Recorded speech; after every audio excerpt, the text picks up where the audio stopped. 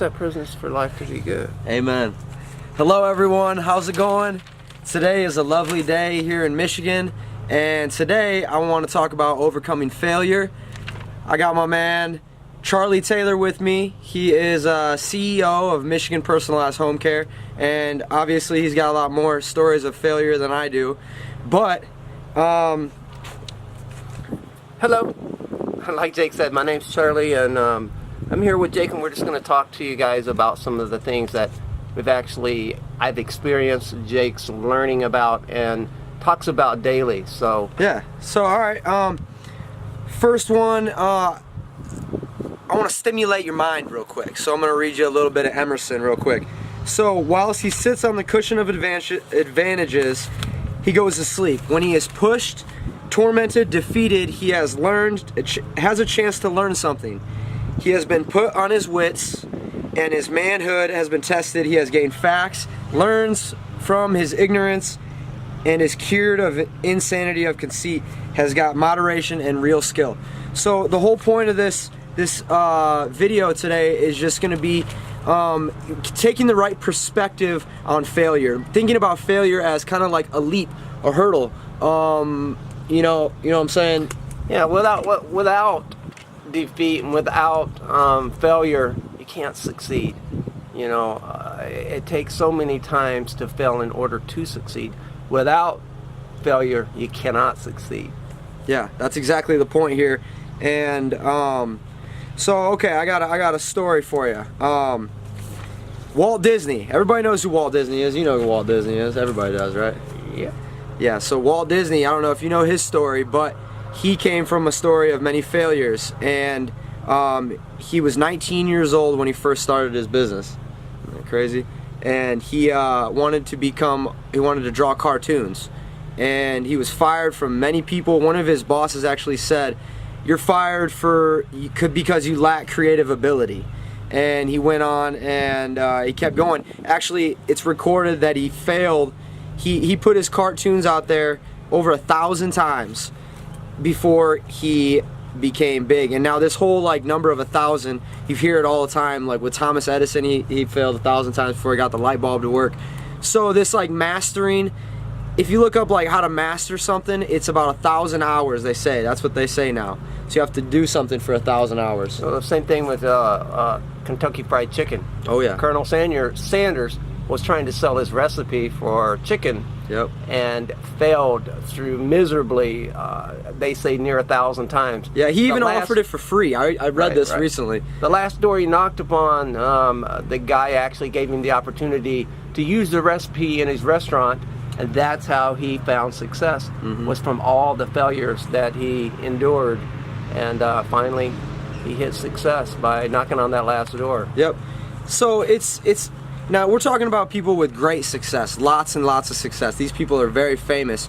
Now, in my case, I want to talk about the little failures. Like, I just started this business, and just being afraid to get on the phone and call somebody, or being afraid to try something new in the gym, or being afraid to stand up and talk in front of a couple people because you have to present what you're presenting, And those are the little things that I have experience with in overcoming failures, because you have to get, it's sometimes it's hard. You mess up, you fumble your words, and you kind of look silly for a minute. But you got some more deep stories about overcoming failure. So overcoming failure, like he's stating, is a part of daily life. As a CEO of a company, I've been 22 years, and failure is a part of a daily life. I had the opportunity once to witness Zig Ziglar, which is an amazing motivational speaker. Zig Ziglar at this time, I think, was nearing 80 years old. This guy lays down on the stage in front of about 30,000 people, and he says, you dictate the ability to choose your day by getting up in the morning. You can choose whether you're going to have a bad day or a good day simply by what you put in your mind. You can have a bad day by getting up and saying, we're going to have this crappy day again. The weather's not bad. You got excuses going on and on. But if you get up, and like Zig says, you get up, You bounce out of bed, you jump in the shower, and you say, you know what, today's going to be different because I'm going to make it different. Right. You set the precedence to have a good day. You set the presence to have a good day. Precedent. Not president. No. Presence to have Yeah. a good day. Yeah. And because of that, you know, Zig Ziglar went on That's to become one of the most Yep. popular and probably one of the most famous motivational speakers that there ever was. Oh yeah, I've heard a lot about him. But the point that you just made, I want to kind of build upon the right perspective, getting out of bed and having the right look at the day. You know, just like you said. So I got a story, and it's called the 17 Camels. Have you heard this story? No. Okay, it's a good one. So there's 17 camels this guy owns, right? He's a farmer or a camel herder or a shepherd or what. But the point is, okay, so he dies. This guy dies, right? And in his will, he leaves his camels to his son, his daughter, and his wife, the widow. So first, in the will it says, out of the 17 camels, I want to give half of them to my eldest son. And then in the second part of the will was, out of the 17 camels, I want to give a third to my daughter. Okay? And then at the last part, I want to give a ninth of the 17 camels to the widow. Now, you know why this is okay. So the kids and the widow they're like, well, how do we do this? Sort of the way I'm thinking. How do you divide by 17 a half? You can't. Divide by 3, you can't. Divide by 9, you can't. How do you do this? How do you go about this? This is cool. Check this out. So they brought it to the lawyer, and they're like, I don't know, how do I get a half of 17 camels? It doesn't make sense. I can't cut a camel in half. It won't work. So the guy's like, okay, this is what we're gonna do. I'm gonna give you guys one of my camels to make this work. Okay? So the guy's like, you guys can have one of my camels, and then we'll just work it out. So now there's 18 camels. So he gives half, which is 9. 18 divided by 2 is 9 to the eldest son. So the eldest son has 9 camels now. Okay, now the daughter, she got a third of the 17, so now there's 18, so a third, which is 6 camels. She has 6 camels now. And then the widow, she got a ninth of the 18, which is 2. Yeah, thanks. Sorry, had a little stutter. Okay, so there's 2 camels the widow has now. So now 9 plus 6 plus 2. 9 camels for the eldest son, 6 for the girl, 2 for the widow. How much does that add up to? 17. 17. Now the guy gets his camel back, and it's all divided. It all works out. The guy gets his camel back, and 17 camels are divided evenly. Isn't that crazy? Now, the whole point of that is to have the right perspective. And you can find the right perspective by just looking at something different. And, you know, looking at something positive. Like, we can make this work somehow. And in that case, it was the extra camel. Wow. That's pretty interesting. Yeah. You know, a couple of things I just wanted to lay out there is, you know, just because people are strong doesn't necessarily mean that they, well, let me put it this way. Just because people are strong enough to handle pain doesn't necessarily mean that they deserve to have pain. You know, and when I bring up pain, I mean, to succeed, there's always pain with success. You feel that when you don't succeed, there's failure. People call it failure. It's not necessarily failure. It's that one chance that you're taking to grab what you want, which is ultimately success. So just because you can handle it doesn't necessarily, or you can handle pain or success doesn't necessarily mean you deserve it. So therefore you turn that around and you put it as, I can handle success because I do deserve it. Yeah, that's a good point. I like that. And, you know, it's about having the right perception of this. You know, it's not like you're just like all of a sudden one day and it's going to become a habit to be so positive and look at things so like, this is almost looking at it illogically, because failure, if you look at the definition of failure, what does it mean? To not succeed, right? Mm-hmm. You look at the definition of success, what does it mean? To not fail.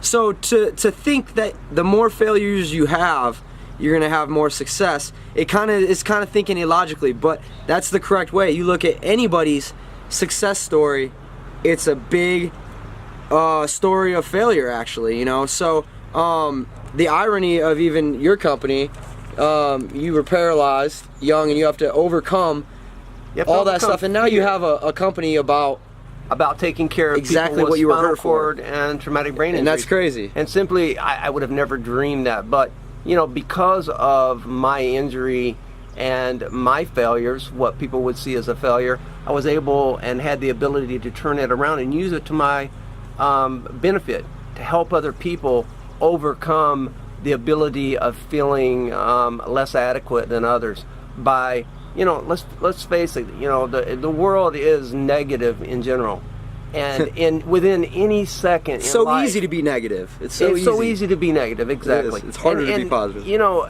within any second, your life can change within a moment. So that brings you to the point of you know, never take anything for granted, because within a second, your whole life can change. Yep. And with that change, you have to rebuild things again. So Yep. there again comes failure and success and the ability to overcome not being able to be successful in the beginning. So all this stuff he's talking about, it would probably help to know a little bit about your background. So would you tell him about? I'll give you a little bit real quick. How you were hurt? I was hurt when I was very young. I was 13. I was paralyzed on a motorcycle accident, a very strange accident, and that was many years ago. But through that accident, again, I went through the struggles of trying to learn your life, to live your life in a different meaning or a different aspect than other people. Living your life without the ability to move your legs, or live your life without the ability to move or utilize something. Hey, every day someone gets hurt or tragically injured by something or by themselves. And because of that, they have to change the outlook of their minds. They have to set their minds in a way that propels them to succeed, even if it's a small success.